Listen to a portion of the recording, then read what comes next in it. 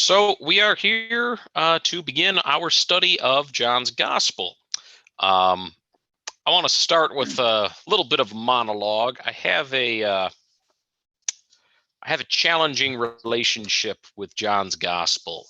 John does some really cool things in terms of how he writes the story. John also does some things that make preaching on his gospel, at least for me, very difficult.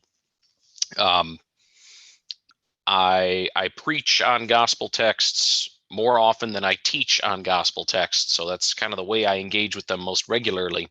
So I think of Matthew, Mark, and Luke as being somewhat like maybe a piece of jewelry. It's like beads on a string. Each one is there for a reason. Each one is in a very specific order. It's not just that somebody reached in, grabbed a handful, and threw them on a string. They're put together exactly the way each author wants them to put together. And we're pretty sure that Matthew and Luke saw what Mark did and they said, this is good, but we got some other stuff we can put in there. And if we shape it a little differently, it's going to look better on our people, so to speak. John is more like a tapestry. John has lots of things that are kind of woven together. So when you're preaching and you have one block of text that you are working with for the week, it's hard to do it in isolation. There's not as many stories that are somewhat discrete.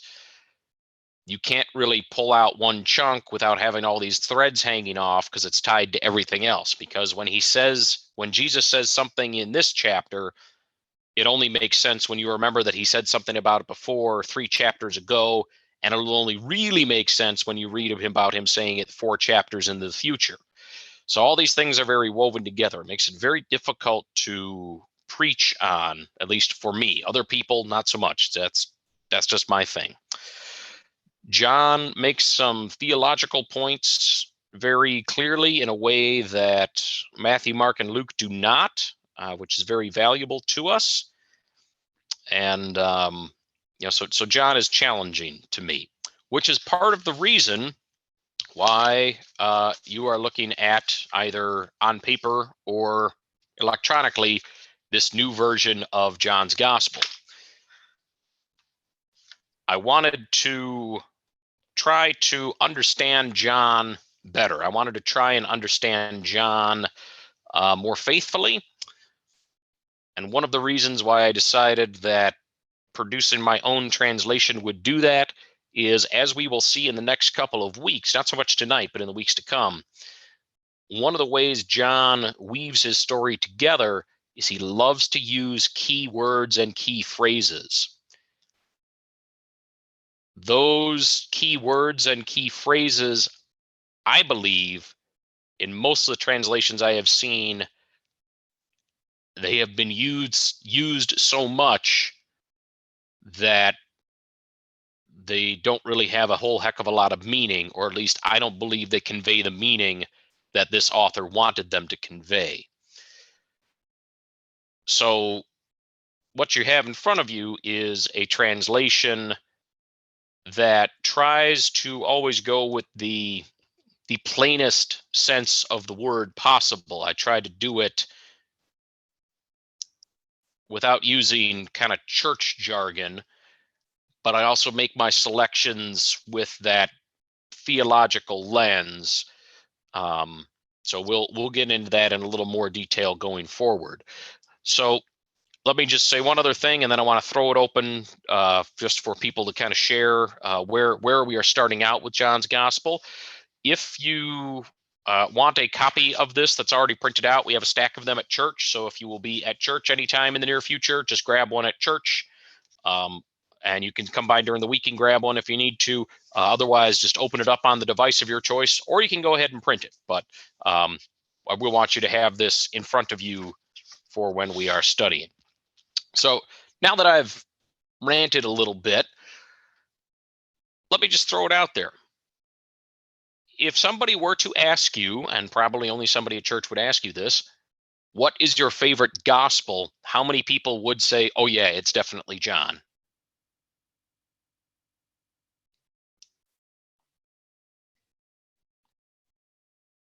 No John lovers tonight. That is fascinating. We had a whole bumper crop of them in the morning.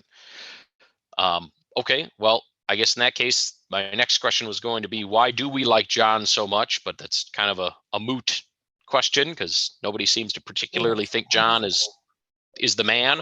So let me jump to my next question then. Where are we starting at? What do we know about John? What's our base for our knowledge? You kind of said it. I just thought that they have he has different information, or I should say new information that we don't hear so much in the other ones, from what I recall.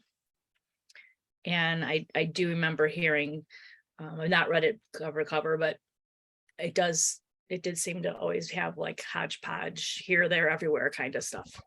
Kind of what you said. So we have some distinct information that we do not get in Matthew, Mark, and Luke. John dwells on Jesus teaching a lot. It's some of the Bibles have red letter for what Jesus says. Mhm. You have one of those books, you open John's Gospel, it's a lot of red in John's Gospel. Jesus talks a lot in John's Gospel. It looks like John has a different agenda than Matthew, Mark, and Luke, because he starts out with cleansing the temple. His theme is purification, which comes at the end of the book and the other books.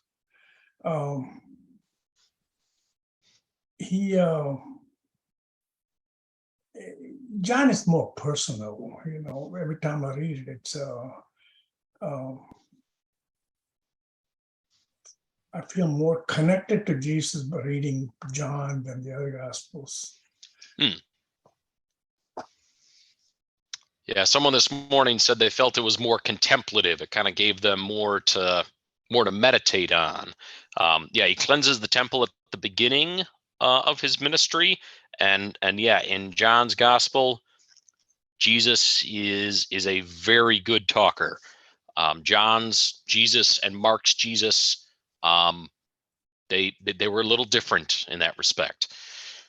I like Nick's comment that, a little more personal, because in this one here, the Gospel of John, you actually get to feel like you know Jesus, and that Jesus gives you the comfort that he's sending the Holy Spirit there. The Gospel of Luke is kind of like an attorney drafted it, and it just goes through and chronologically puts things into place, perhaps in a scientific book almost.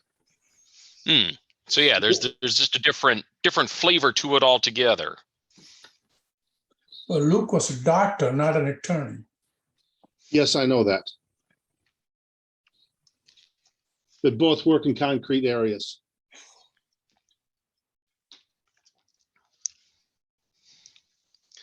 What else do we know about John's Gospel? And if we don't know a ton, that's okay, because we're going to learn a bunch together.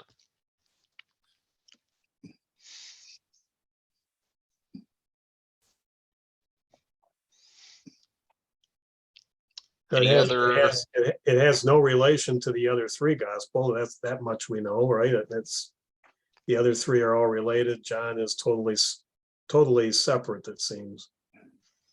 Yeah, distantly related, if at all. In John's Gospel, Jesus' ministry is 3 years. Whereas the other three Gospel, it's only 1 year, because they fear Jesus, being a faithful Jew, went to Jerusalem on Passover. It only mentions Passover once in the other Gospel, which is the final one. John mentions it 3 times. So it's more likely, knowing the volume of work and teaching Jesus did, it more likely it was 3 years. Yeah, exactly. So when people say Jesus' ministry lasted 3 years, that chronology is based on John's account, because as Nick said, we know from Luke's Gospel that Jesus was in the habit of going to Jerusalem for festivals. And the only time we see him going to Jerusalem as an adult during his ministry in the other Gospels is Holy Week. So yeah, when we say Jesus' ministry lasted 3 years, that's right out of John.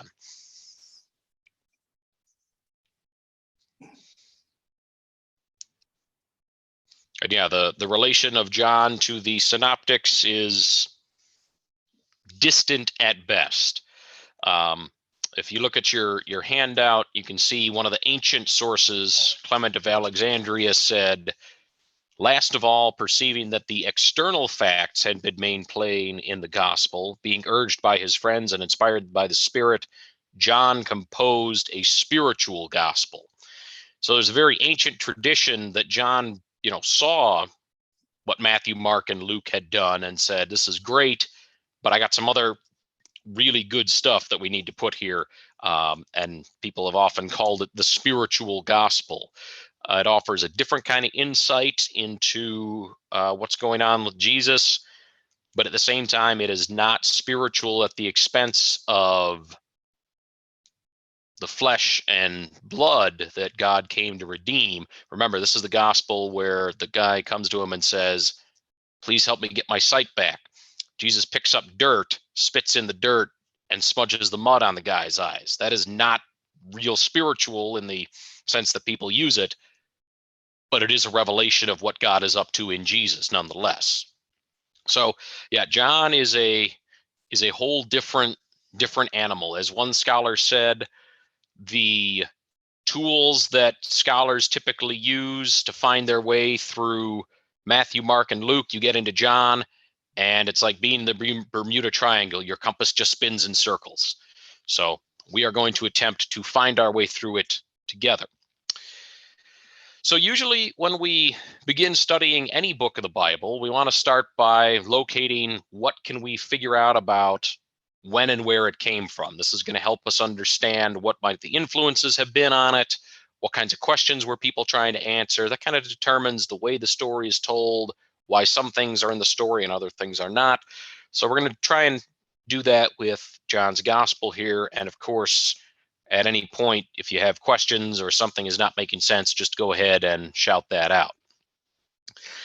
So, where was John written? Like the other Gospels, there is no definitive statement within the document, this was written here. So with some of Paul's letters, Paul says, hey, it's me, Paul.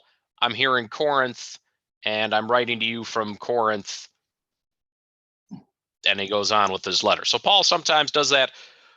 The author of Revelation, who is a different John, I would bet my bottom dollar they are different Johns, says, hey, it's me, I'm John, I'm stuck on this god-awful island of Patmos, and I had a revelation from God, I'm going to write it down for you.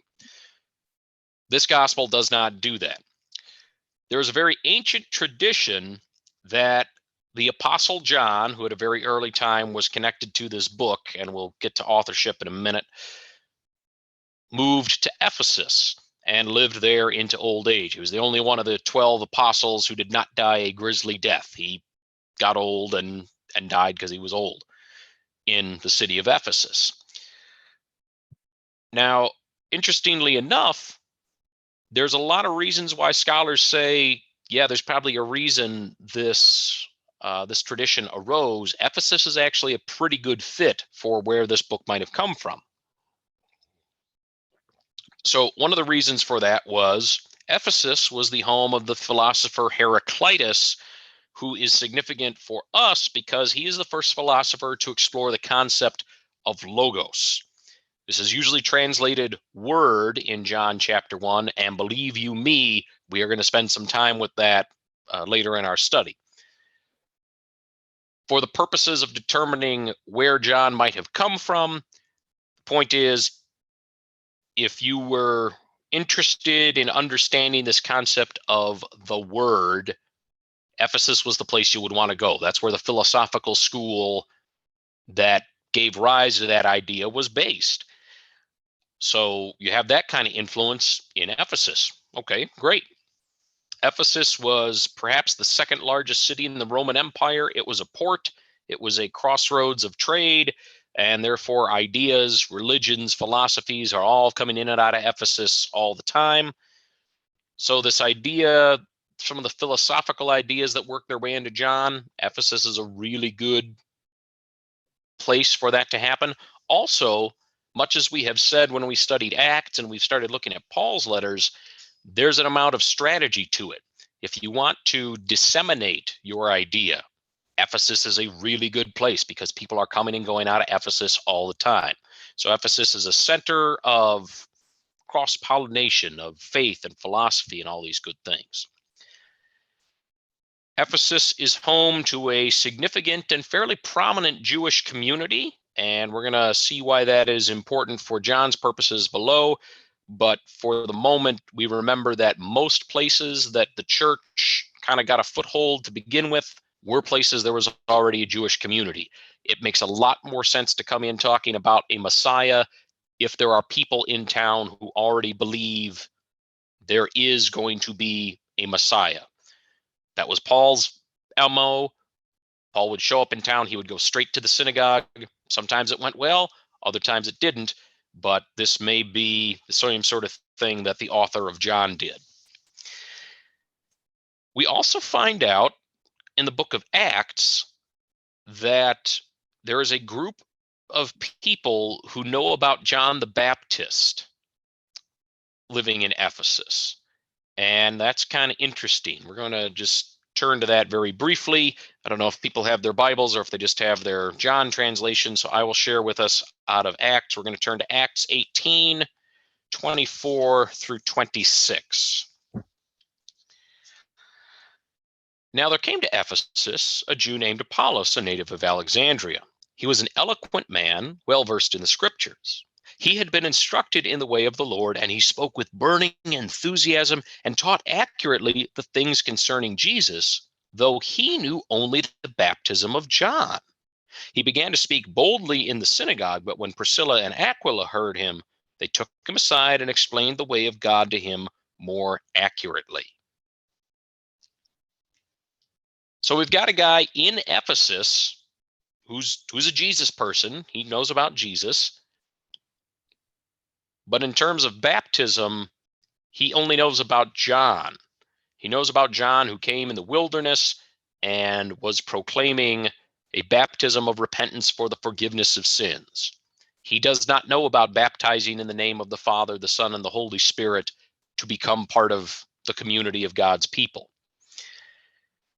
So why that is interesting is John's gospel has an interesting exchange in it that is unique to John's gospel.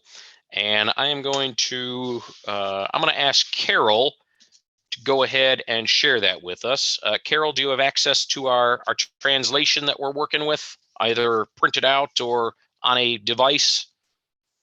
Yes, I do. Fantastic. Would you be able to turn to John chapter 3 and share with us verses 25 through 30? That is going to be on page 8.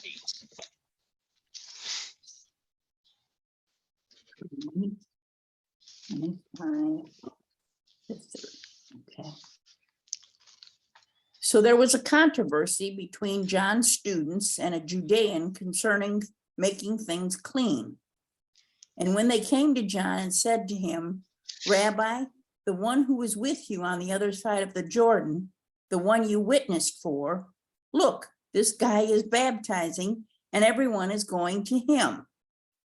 When John answered, he said, "Isn't it possible for a person to take this in? It isn't possible for a person to take this in unless it was given to him from heaven. You yourselves are witnesses that I said, I am not the Christ, but I am the one sent ahead of him. The one who has the bride is the groom. Now the friend of the groom stands and listens to him with joy and rejoices at the voice of the groom. So my joy is complete. That one must grow and I must shrink."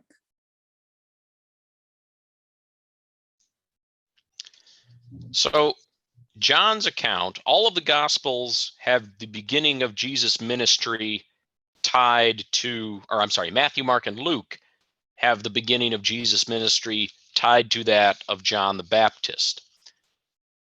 In John's Gospel, all the way back in chapter 1, we've got a little bit about John the Baptist, and then we jump to Jesus calling disciples. Now we come back to John the Baptist, and John the Baptist himself is really explicit in saying that people understanding who Jesus is, that's a gift from God. People can't take all this in unless it comes from heaven. And he's explicit. I am not the Christ. I'm sent ahead of him. He says that Jesus is the groom. He's a friend of the groom, so he is excited. My joy is complete. And then he says that one must grow and I must shrink. So John is kind of fading out of the picture and Jesus is growing into prominence. And there is speculation that one of the reasons John the Baptist is so adamant about subordinating himself to Jesus in John's gospel is that if they are in Ephesus and there is a community of people who believe that John is a prophet and believe that John is a big deal, the Christians need to help them understand, yes, John is a prophet, John is a big deal, but John is nowhere near as important as Jesus. John must diminish so that Jesus can be the focus of our faith. So we don't have, again, we don't have like we would have in Paul's letters or like we have in some other books particularly of the New Testament. The book is being written here. This is who I am. But there's this tradition that it's from Ephesus, and we have a lot of indirect evidence that says Ephesus would answer some questions and Ephesus would kind of fit the bill. So Ephesus, I think, is as good of a guess as any. So we'll just go with that, and we'll guess that this book was written probably in Ephesus, likely around the year 100. Now, in terms of who wrote the book, we're going to jump into that momentarily, but let me stop here. Questions, comments, concerns, insights?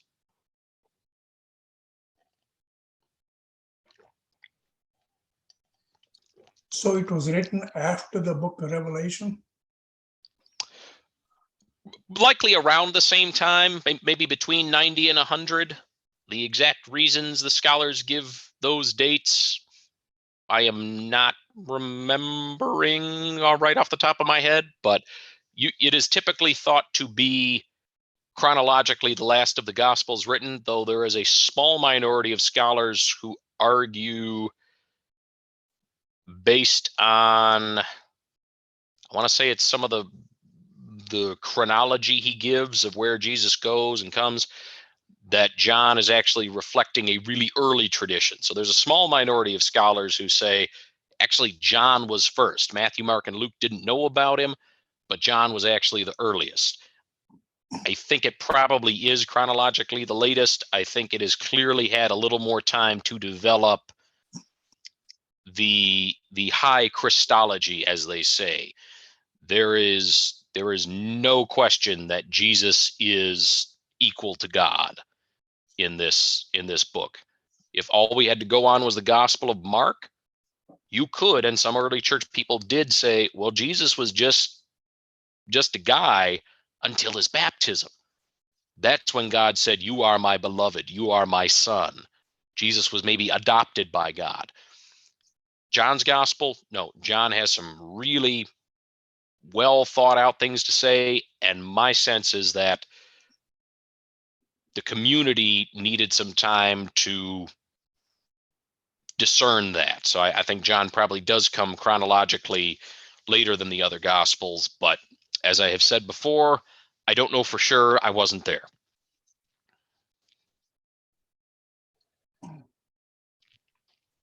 Other questions? Can people just jump in to say they're following me so far?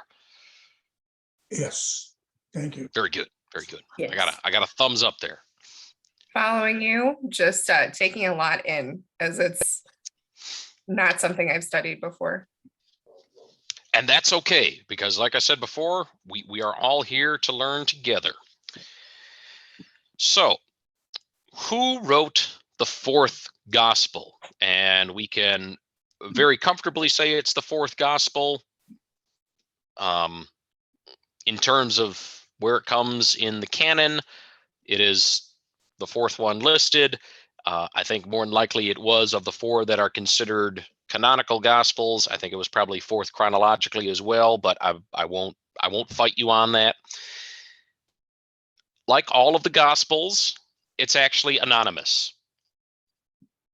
Paul's letters, they come out and say, hey, it's me, Paul, grace to you. I got some things to say. James, Peter, Jude, Revelation, they all come out and say, hey, it's so-and-so, I'm writing this to you, and you need to know who you're hearing this from. Like the other gospels, John is only called John by tradition. That tradition is very ancient. One of the early church fathers, Irenaeus, so we're talking 2nd century, around the year 150, said that John, son of Zebedee, brother of James, the guy who was one of Jesus' inner circle, according to the other gospels, where Peter, James, and John are kind of the big three.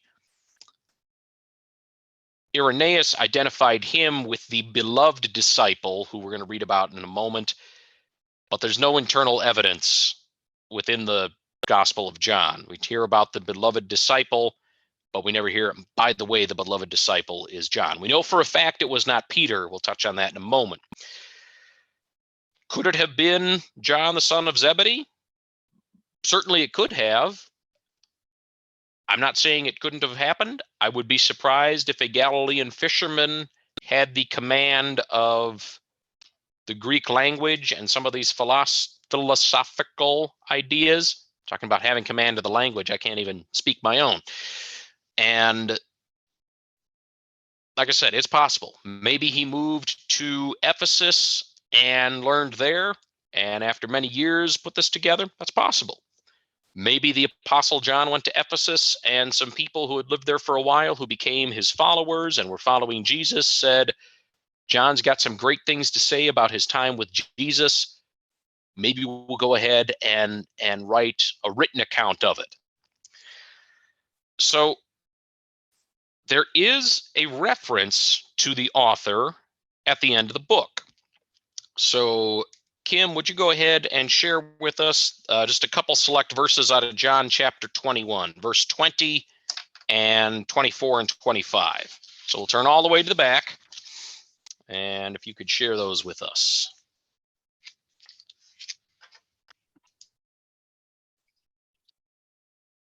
Okay, so 20 and then 24 and 5. Yes. Peter turned and saw the disciple whom Jesus loved following them. He was the one who had reclined next to Jesus at the supper and had said, Lord, who is it that is going to betray you? 24. This is the disciple who is testifying to these things and has written them, and we know that his testimony is true. But there are also many other things that Jesus did. If every one of them were written down, I suppose that the world itself could not contain the books that would be written. True. So the disciple whom Jesus loved, the one laid against Jesus' chest at the meal and said, who's going to hand you over? This is the one bearing witness about these things and who wrote these things. So right there, we do have whoever the beloved disciple is the one who wrote the book. We know it's not Peter, because Peter turns around and sees the beloved disciple and asks Jesus about him. So we know it's not Peter. Who is the disciple whom Jesus loved? Wasn't it James? John. Right. So John is the traditional answer, and like I said, that tradition goes way back. If all we have to go on is what the beloved disciple wrote in the book, I would argue that maybe there is something else going on here. But first, let's get an idea of why the beloved disciple, or the disciple whom Jesus loved, is able to write this account. So I'm going to ask several people to share some passages here. So Tom, would you share out of chapter 13?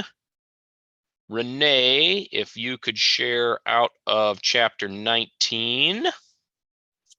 Nick, if you could share with us, please, the resurrection account, John 20, 1 through 10. And Andrew, if you could share with us, please, John 21, verses 20 through 25. So let's go through and see, why is it that the beloved disciple can write this account? One of his disciples, the one whom Jesus loved, was reclining next to him. Simon Peter therefore mentioned to him to ask Jesus of whom he was speaking. So while reclining next to Jesus, he asked him, "Lord, who is it?"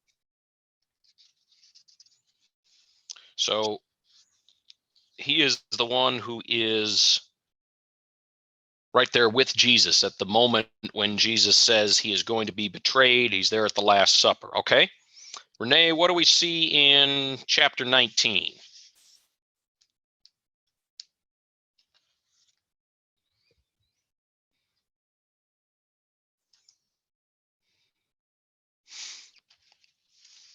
What verses did you want in chapter 19, Pastor? 25, 26, and 27.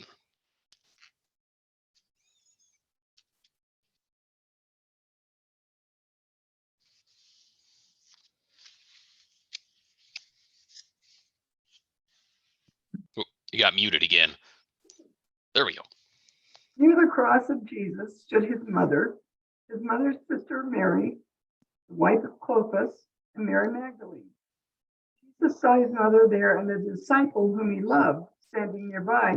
He said to her, "Woman, here is your son." And to the disciple, "Here is your mother." From that time on, his disciple took her into his home. So there, the one whom Jesus loved is there at the crucifixion, and Jesus even trusts this person to care for his mother.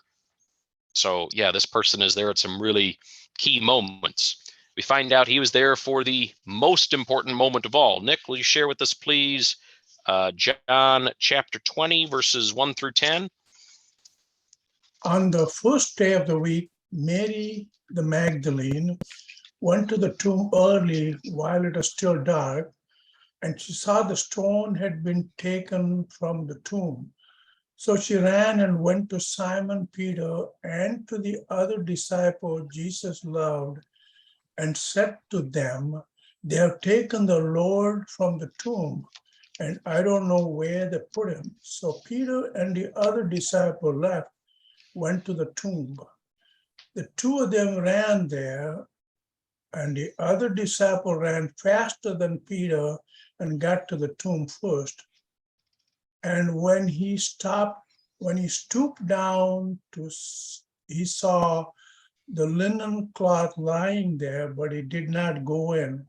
When Peter came in, he followed him, and he did go into the tomb, and he saw the cloth lying there, and the cloth that was wrapped around his head, not with the other cloth, but set to the side, folded up in one spot.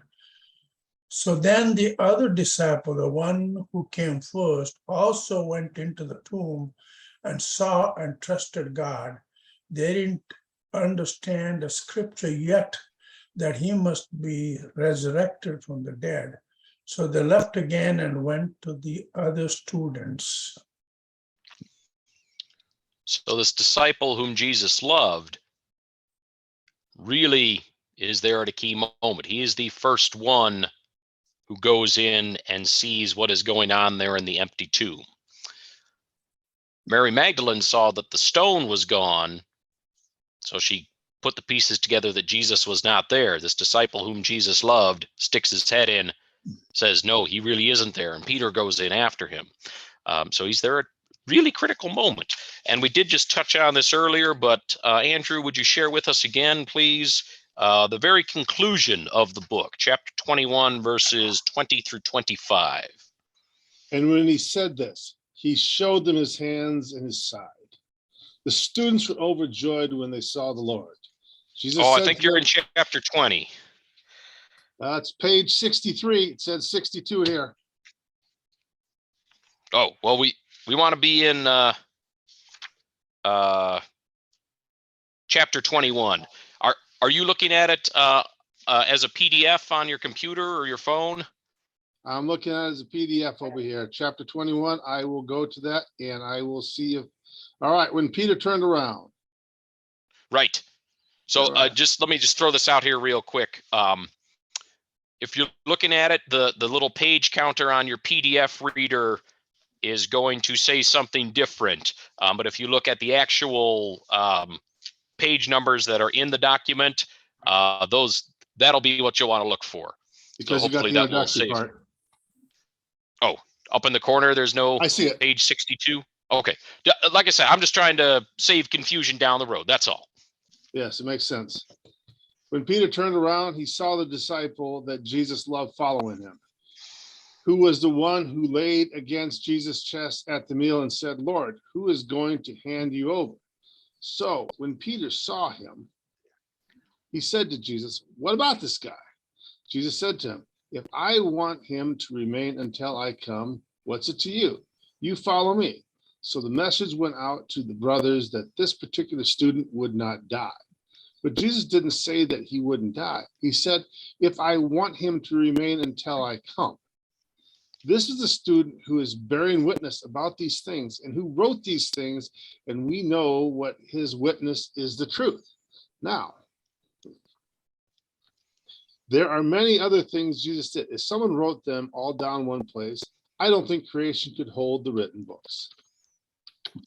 So all of these key moments, there is some interaction between Jesus and this disciple whom he loved. This guy is really close to Jesus' heart.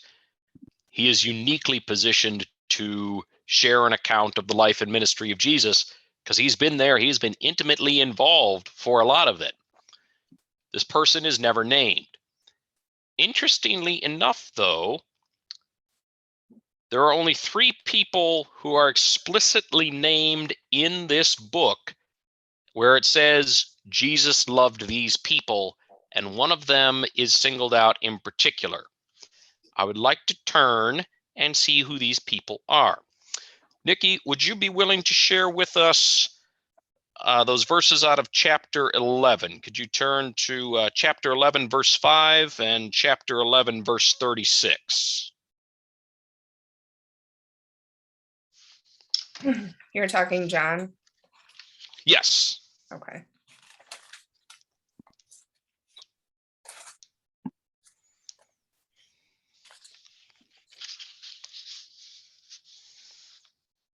Chapter 5, 11 and 36. Chapter 11, verse 5. That's what it is. Okay. I mean, it's all good, but for what we want to work on, 11 is more fitting right now. Sounds good. Okay. Jesus loved Martha and her sister and Lazarus. And then Okay. going to 36. Then the Jews said, see how he loved him. Yeah. So the people who the gospel actually comes out and says Jesus really loved these people are Martha and Mary and Lazarus. When Lazarus dies, Jesus is beside himself with grief. They say, you can tell just how much Jesus loved Lazarus. He raised him from the dead. Pardon? He raised him from the dead. Yes, yes. Which, and I'm glad you said that, Renee, which makes it all the more interesting. If someone has died and then has been raised from the dead, that maybe makes more sense when we get to chapter 21. If this guy, if Lazarus is the beloved disciple, maybe that would make sense why they're saying, well, this guy isn't going to die, because guess what? He died once already and Jesus made him alive again. And Jesus comes out and says, I didn't say that. It's not that he's going to live forever. The reason Lazarus was raised from the dead was to reveal something about God. And we'll deal with that in much more detail next week or the following week. But that notion of this beloved disciple, there was a tradition that he wasn't going to die. At least to me, it makes a little more sense that that tradition would be going around about Lazarus. I could understand why they think he wouldn't die, because he did die and then he was alive again. So I just want to throw it out there. We don't have a ton of really convincing, solid things to go on in terms of who wrote this book. But if all we had to go on was the book itself, and we did not have the tradition of the church, which sometimes is really good and faithful and other times is kind of out there,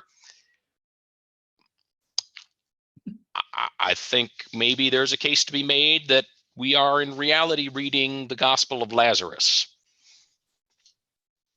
So I just want to throw that out there just to get the juices flowing, just to provoke a little bit. Have I done that so Pastor, far? Yes. I was unmuted, but when you said that, I went, whoa. So now you really have me intrigued. Okay. All right. Very good. Let me stop here. Questions, thoughts?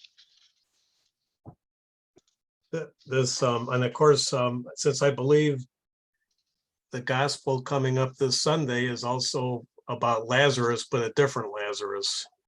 A different Lazarus, yes. Yes, good catch on that. And as I have said, John tends to be difficult for me to preach on. The last couple weeks with some of these parables Jesus has told, including this story of the rich man and Lazarus, man, some of these stories are kind of brutal to try and come up with something on, but come up with something I will. So I just wanted to throw that out there for people. Other questions, thoughts?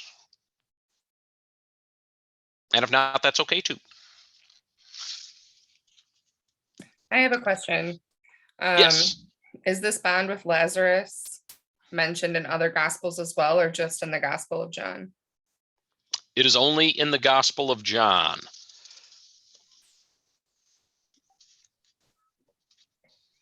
So in the same way that one of the reasons they believe Matthew was the author of Matthew, in other Gospels, he's called Levi.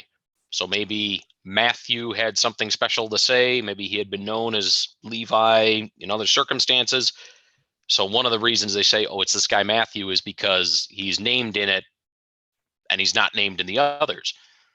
Maybe the relationship with Lazarus is elaborated on more in this gospel because the person writing it had special insight into that relationship. And again, I am speculating. As I said, I wasn't there, but I'm very intrigued that it could be the Gospel of Lazarus. Okay. Well, at that time, we know of people writing books and putting a name on for authenticity, like, Isaiah, 3 to 4 different authors wrote a book of Isaiah. They call themselves Isaiah. So it's common, it's possible that somebody else other than John wrote the book and titled it John, right? Yes, absolutely. This is not an uncommon practice. We're fairly certain that some of the letters that are attributed to Paul were not written by Paul, because you read those and you go, Paul never uses that word. Paul never describes Jesus like this, but here it is. So yeah, it is absolutely possible that somebody attributed it to John to try and give it more authority. That was not an uncommon practice in antiquity.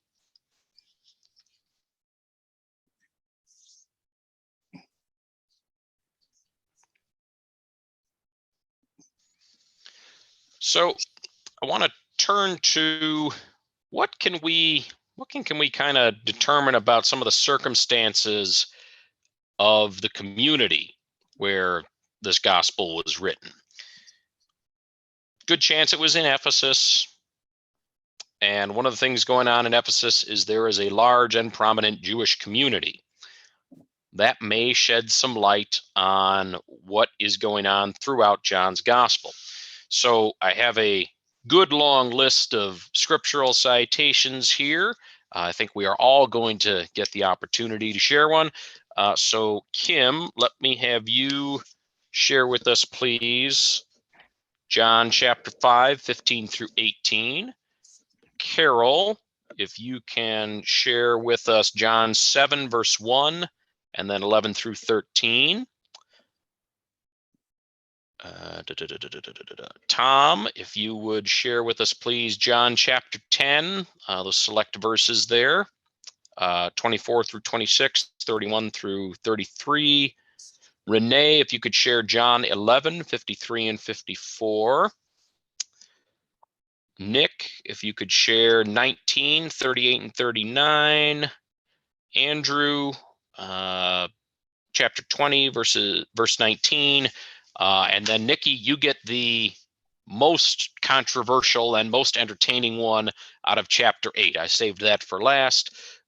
So if you could share that with us. And what I want you to listen for as we share these is, what is the common thread that connects all of these verses? Why on earth would I put this long list of verses together? What do they have in common? So let's go ahead and hear these. Okay, 5, 15 through 18. The man left and announced to the Judeans that it was Jesus who made him well. And it was because of this that the Judeans hunted for Jesus, since he worked on the Sabbath. But Jesus defended himself by telling them, "My Father is still working up to this moment, and I myself am still working." And because of this, the Judeans hunted him for a way to kill him, since he not only broke the Sabbath, but also said his Father was God, making himself equal to God. Okay. Let's jump ahead 2 chapters here. Okay.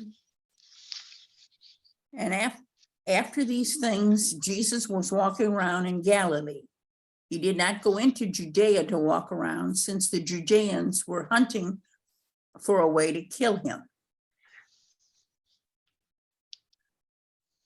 11, 12, and 13. 13, 11, 12, 13. Okay, so the Judeans hunted for him at the festival and were saying, "Where is he?" There was a lot of grumbling about him from the mob. Some of them were saying, "He's good," and others were saying, "No, he's misleading the masses." But no one was speaking openly about him because they were afraid of the Judeans. So the Jews gathered around him and said to him, "How long will you keep us in suspense? If you are the Messiah, tell us plainly." Jesus answered, "I have told you and you do not believe. The works that I do in my Father's name testify to me, but you do not believe because you do not belong to my sheep." The Jews took up stones again to stone him. Jesus replied, "I have shown you many good works from the Father. For which of these are you going to stone me?" The Jews answered, "It is not for a good work that we are going to stone you, but for blasphemy, because you, though only a human being, are making yourself God."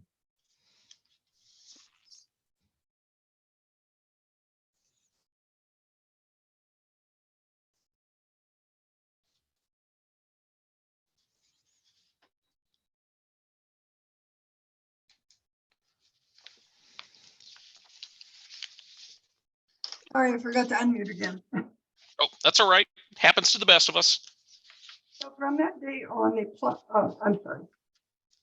So from that day on, they plotted to take his life. Therefore, Jesus no longer moved about publicly among the people of Judea. Instead, he withdrew to a region near the wilderness, to a village called Ephraim, where he stayed with his disciples. Okay.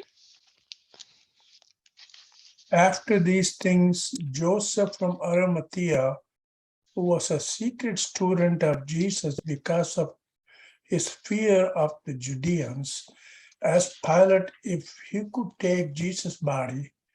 Pilate turned it over to him. Nicodemus came as well, the one who had first come to Jesus at night, and he brought a mixture of myrrh and aloe, about 100 liters. Right. When it was late on the first day of the week, and the door where the disciples were was barred because of fear of the Judeans, Jesus came and stood in their midst and said to them, "Peace to you." All right. And now we will jump back to chapter 8, and we'll get the most lightning rod like of our passages for tonight. Okay. Abraham is our father, they answered. If you were Abraham's children, said Jesus, then you would do the things Abraham did. As it is, you are determined to kill me, a man who has told you the truth that I heard from God. Abraham did not do such things. You are doing the things your own father does. We are not illegitimate children, they protested. The only father we have is God himself. Jesus said to them, if God were your father, you would love me, for I came from God, and now I am here. I have not come on my own, but he sent me. Why is my language not clear to you? Because you are unable to hear what I say. You belong to your father, the devil, and you want to carry out your father's desire. He was a murderer from the beginning, not holding to the truth, for there is no truth in him. When he lies, he speaks his native language, for he is a liar and the father of lies. Yet because I tell the truth, you do not believe me. Can any of you prove me guilty of sin? If I am telling the truth, why don't you believe me? He who belongs to God hears what God says. The reason you do not hear is that you do not belong to God. So Jesus is telling people they're not God's people. They're not Abraham's people. They're children of the devil. Which people does he tell this to? Pharisees. The children of Abraham. Judeans. The Judeans. Yes. So you will note in the translation that I made, I use the term Judean. That is actually the transliteration of the term in Greek. And there's more to it than that. We'll get to that in just a moment. But what is we have Jesus interacting with these Judeans in all of these texts. What is the common thread? What is the crux of the disagreement here? Everybody fears them. Judeans Everybody are hunting fears. them. Yeah, the Judeans are, many of the verses, they keep saying they're hunting, actually, is the word you use. So we either have somebody hunting or someone who is prey hiding from the predators. So I think what Yep. you can say is the Judeans are predators here. Either they're looking to kill him or they're looking to cause some other damage to him in one form or another. So you see Judeans are predators. Right?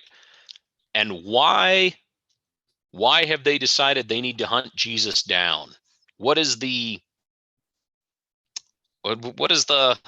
root of the hostility toward Jesus? Because he claimed to be the Son of God. Yep. You see that very clearly in that text in chapter 5, verses 15 through 18. He says he's God's son and says he is making himself equal to God. And by saying that, these Judeans believe that Jesus is committing blasphemy. He is saying something unfaithful about God. Is Jesus God's son? Is Jesus equal to God? We know now he is. What is implied by this is also that Jesus is greater than the Judeans because of the fact that he is in this lineup that he says he's in.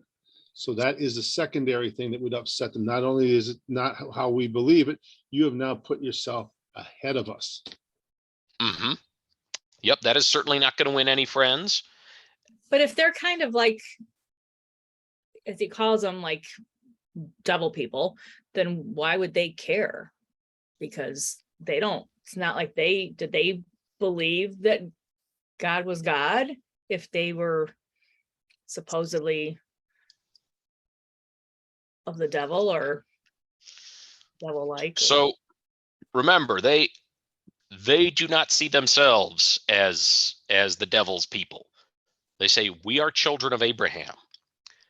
The reason Jesus says they are children of the devil, the reason Jesus says they must be descended from the father of lies, is because every time Jesus talks about the Judeans, he is talking about people that do not believe he is the Messiah. He is talking about people who do not believe he is the Son of God.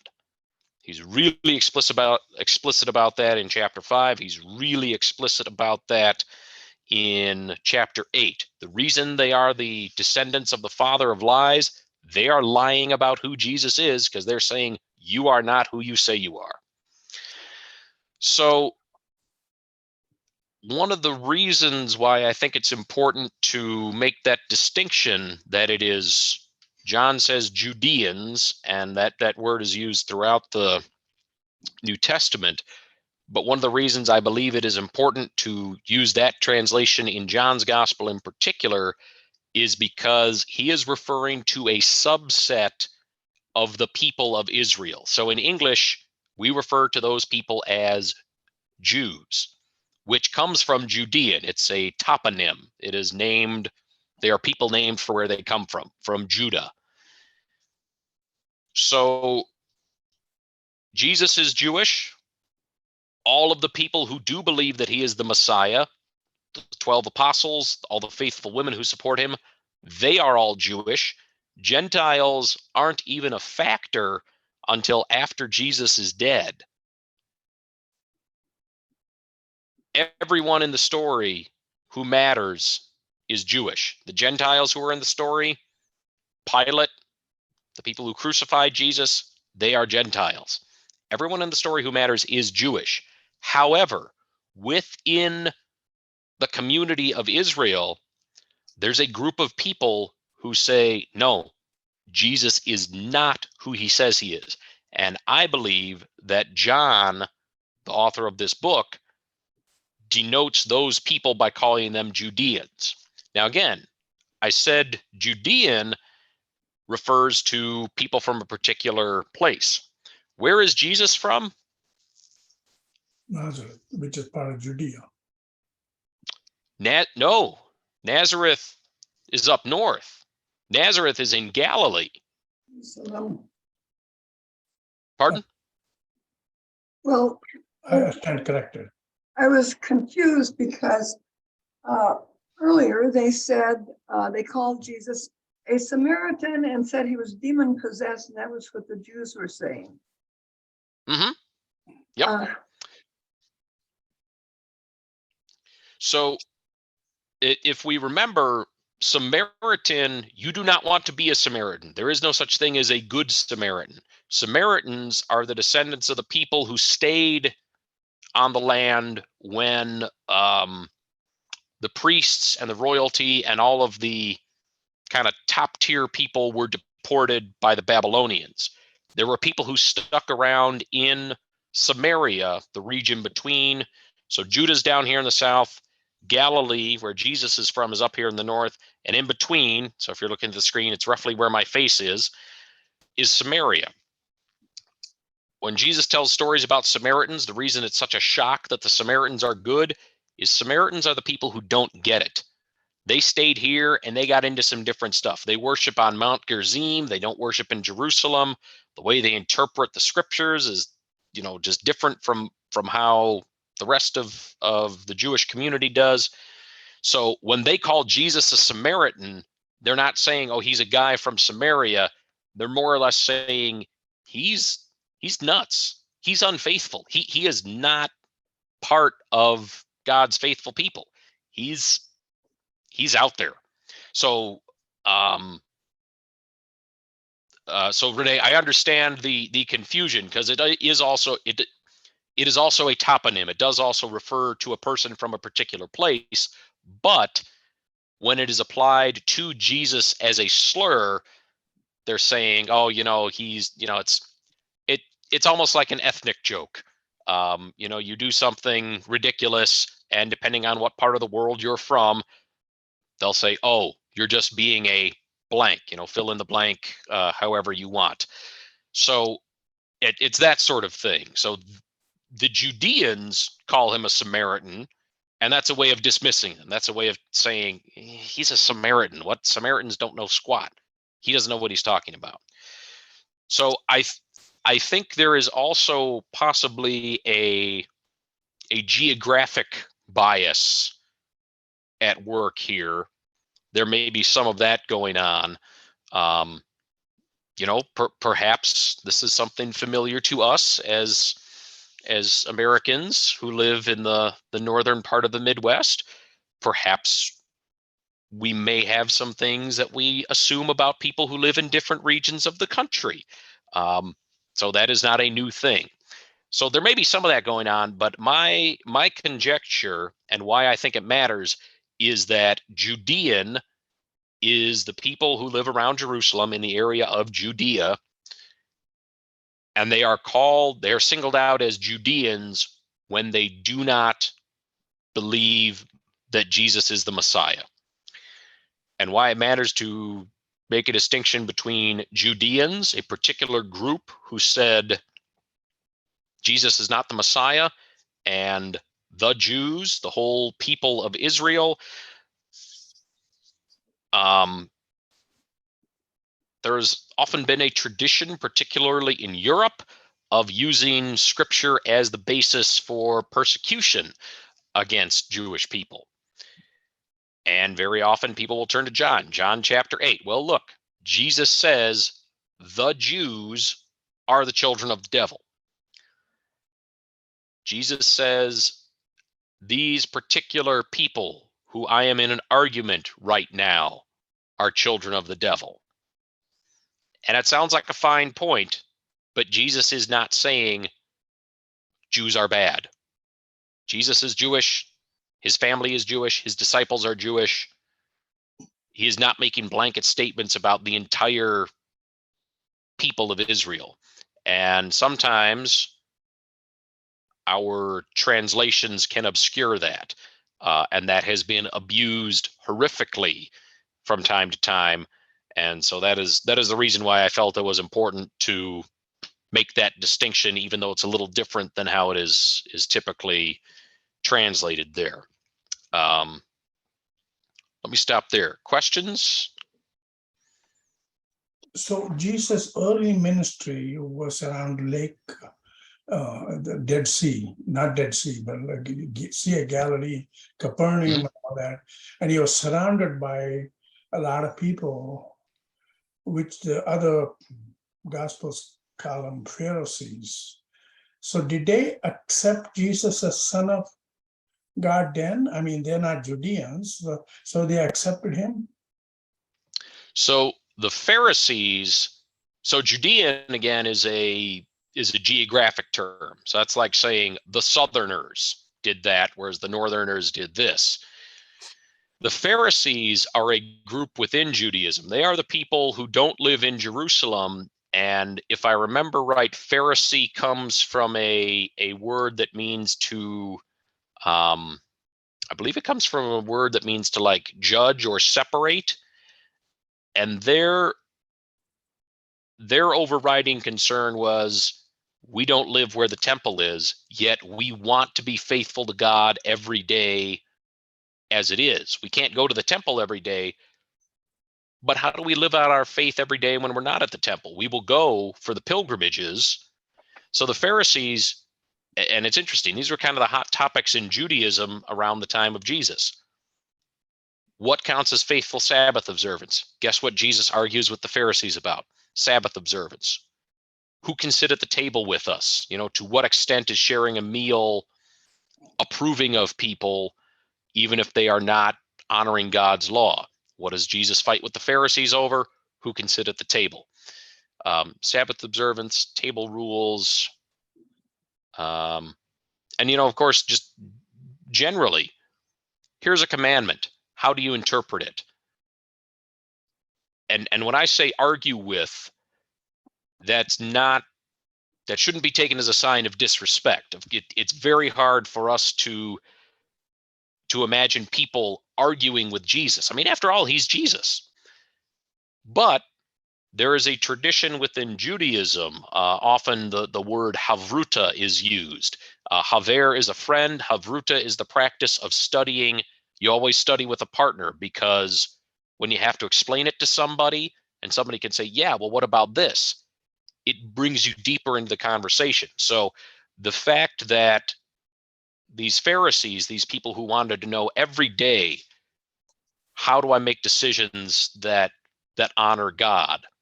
And that's why they ask him, what do you think about this situation? What do you think about this commandment? That's a sign of respect, that they think Jesus is worth asking about this. So the Pharisees, some of them may have thought that Jesus was on to something. Some of them may have thought Jesus was the Messiah. Obviously, the New Testament has an agenda behind it. It wants people to believe, yes, Jesus is the Messiah. So when it talks about the Pharisees, it may not always depict them in the most flattering light, because by the time these books were written, the Pharisees were kind of the leading element in Judaism. There's no more Essenes, because they all committed mass suicide. And there's no more Sadducees, because they were tied to the temple. And by the time most of the New Testament was written, or by the time the Gospels were written, the temple had been burned down. So the Pharisees, who said, how do we live without the temple? They suddenly became very, very relevant to everyone. So the New Testament particularly Matthew, is trying to say, there's these Pharisees out here, and they say they are faithful to God, but if they were really faithful to God, they would be Jesus people. So Judeans in John is they're people from down south typically, but in John, yeah, they're the people who don't believe Jesus is the Messiah. The Pharisees, they are usually set up as people who are, I'm trying to say this in the most positive way possible. They're the people who are out there and they want to live the most faithful way they can. And sometimes they agree with Jesus on it. But most of the times in the Gospels, what we see is that Jesus does not agree with the Pharisees about what the most faithful way to live is. So the Pharisees and the Judeans, some Judeans might have been Pharisees, but some of the Pharisees might have been Judeans, but not all of the Pharisees were Judeans. And some of the Judeans might have been Pharisees, but they weren't all Pharisees. So there are two different ways of describing people. Does that long rambling answer speak to your question? Yeah, you explained it well. Thank you. Okay, thank you. In Matthew, I think it might be chapter 21, but I'm not sure, when Jesus does a big long harangue about you brood of vipers and goes on for many, many verses. Is that directed against the Pharisees or of just people who won't believe in Jesus in general? Matthew chapter 23. I didn't know that off the top of my head. I looked it up. Well, it was close. Yeah, it was 20s. It was definitely Matthew. Matthew, if you recall, has a different purpose. Matthew seems to be written in a context of people are being thrown out of the synagogue. They're being thrown out of their Jewish communities because of their belief that Jesus is the Messiah. So you have what is essentially a family struggle. You've got this family, the people of Israel, and one branch of the family says, all those promises God made, Jesus is the one who fulfills them. And the Pharisees, who by the time Matthew is written are trying to pick up the pieces and lead the people of Israel now without the temple, the Pharisees are saying, no, Jesus is not the Messiah. So in Matthew, I think the reason why Matthew picked up on that harangue of the Pharisees is it really spoke to his community. His community seemed to have been people who the Pharisees threw out of their place of worship. So that really fits into, so Matthew, again, he's directing it at the Pharisees in particular because those are the people he needs to convince his readers don't actually get it. The faithful people, the real heirs of all those promises, are the ones following Jesus. The Pharisees are not. So, yeah, I think in Matthew's gospel, he's dialed in on the Pharisees for a reason. They're the group of leaders he needs to prove are not with it.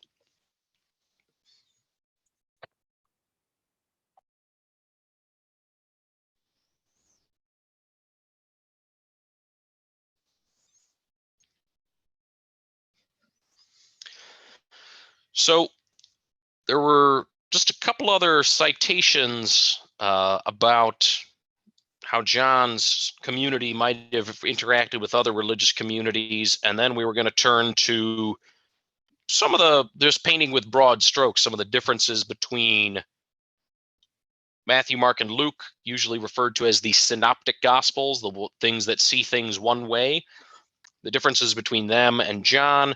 I would like to table that. We can pick that up next week, and then we will get started with the next handout, which I will send out to everybody. Let me just stop here and ask other questions.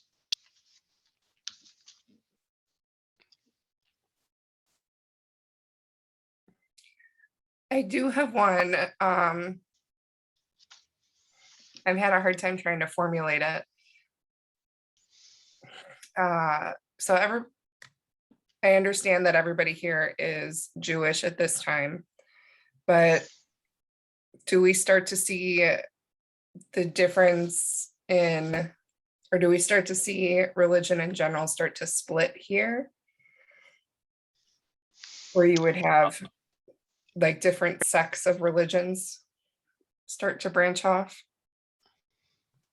Looking at the difference between Christianity and Judaism current day, but Right. Yeah, I think particularly, well, all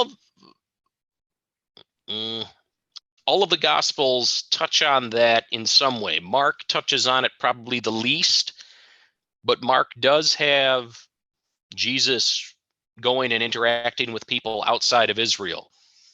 And it does, at least in my mind, kind of show that growth in Jesus' openness to understanding his mission as being beyond Israel.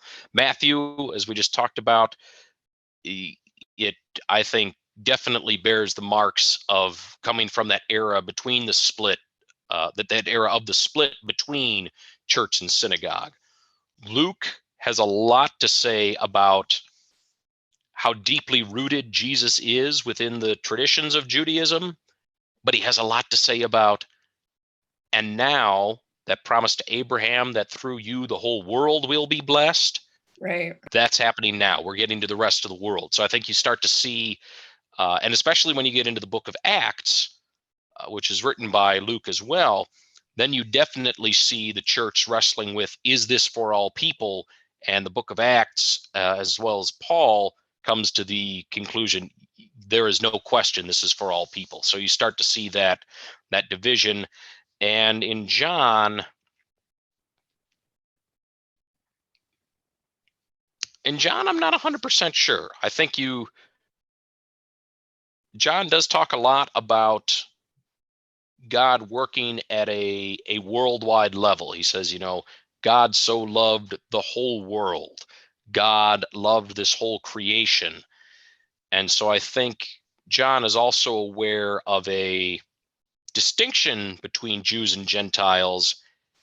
And I think based on the conversation we had, I would conclude John is aware that, yeah, there are people who were on board with the Israel project that God was working on for a long time up until Jesus. So I don't think there was really enough time yet for the Gospels and for a lot of the New Testament to reflect fully on this split between church and synagogue, but I think we absolutely see the marks of it. We absolutely see Gentile people coming into prominence within the New Testament. So yeah, we see the very earliest stages of it, but I don't think we see it at a point where there's kind of been time to reflect, if that makes sense. Yeah, okay.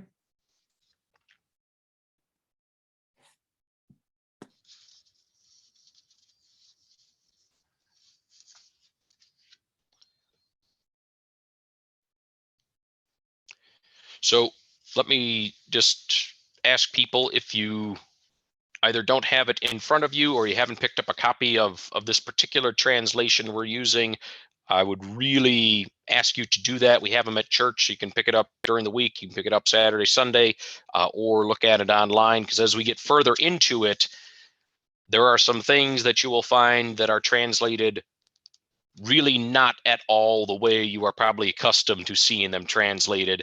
And a lot of thought went into that. And I think the purpose of it is to try and make it more accessible and spur discussion. So I really would ask everybody to be working with our new translation here.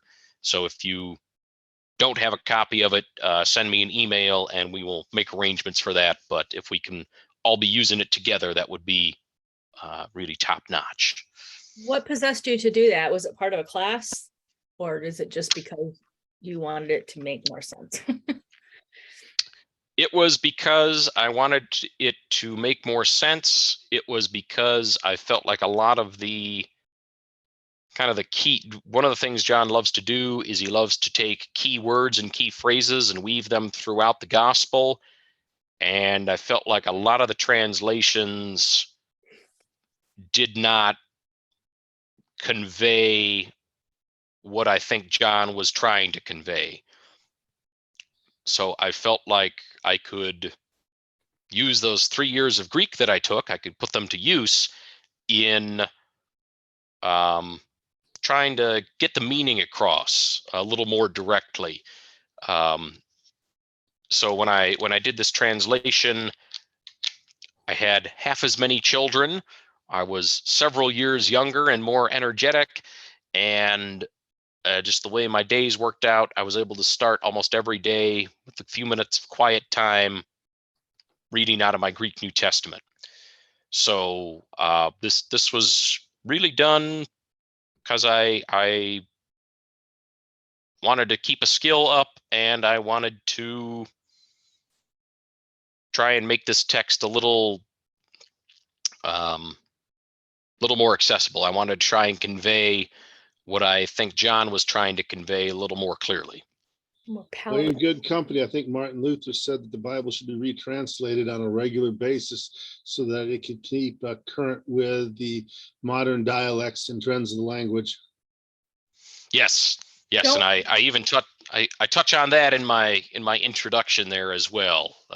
People We seem take to a believe chance that. at losing something though when we keep translating things, doesn't it sometimes then become like I shouldn't say because it's not politically correct, but the old game of Chinese telephone kind of thing. I mean, if we keep putting our own spin on things, does it sort of?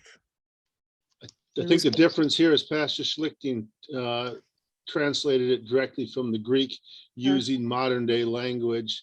Because with the danger of Chinese telephones, I translate it, tell you in my words, you then send it to somebody else in your words, whereas he went back to the original. So it's not like it has a numerous build-ons to it. I think that'd be the one difference.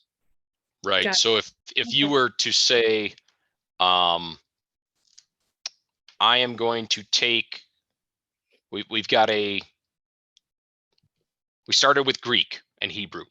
Then we had the Vulgate, which was Latin, and somebody translated that into medieval French. And I made a translation of that. That I think is kind of what you're thinking of, Kim. Okay. I've gone back to the original language that it was written in. The stories may have been told in Aramaic or something, but in terms of the text that we have, this is based on that text. And I am using my knowledge of that language, as well as being a person who speaks a lot of English every day, for better or for worse, to try and carry the meanings out of the Greek and bring them into English in a way that brings the meaning. Because, when we say, in the beginning was the Word, honestly, what does that mean? Like, is it, this group of X number of letters, so that I think is a translation that is not particularly helpful, which is why I do different stuff with it. And yes, I'm going to put my own spin on it, and that spin is I'm a 21st century Lutheran, so if you detect a distinct Lutheranish accent to it, yep, that's probably why. With a lot of these bizarre translation choices I make, you will find extensive footnotes kind of saying this is why I chose to do it like this. Remember, I was a classics major in college. If there's one thing that classicists love, it's footnotes. So you will see I was not cheap with the footnotes. Yeah, if we don't like it, we can all become medieval Judeans and burn you at the stake for There blasphemy. you go. Hunt you down. I would prefer that people not go that route. I think just having some good open conversation right here in class is maybe a better route. But you are having the youth over for marshmallows and s'mores soon, right? Or did that already happen? Not That yet. will be happening, and I'm not sure I like where you're going with that, Tom. Okay. Stay clear of the fire. I couldn't help it. It was too I good of an know. opening. Well, on that happy note, why don't we close our study tonight praying the Lord's Prayer together. Our Father, who art in heaven, hallowed be thy name. Thy kingdom come, thy will be done, on earth as it is in heaven. Give us this day our daily bread, and forgive us our trespasses, as we forgive those who trespass against us. And lead us not into temptation, but deliver us from evil. For thine is the kingdom, and the power, and the glory, forever and ever. Amen. Well, thank you everyone for being here, and we will see everybody again soon. Okay, peace to Thank you, all. Pastor. Good Thank night. you very Good much. night. Good night.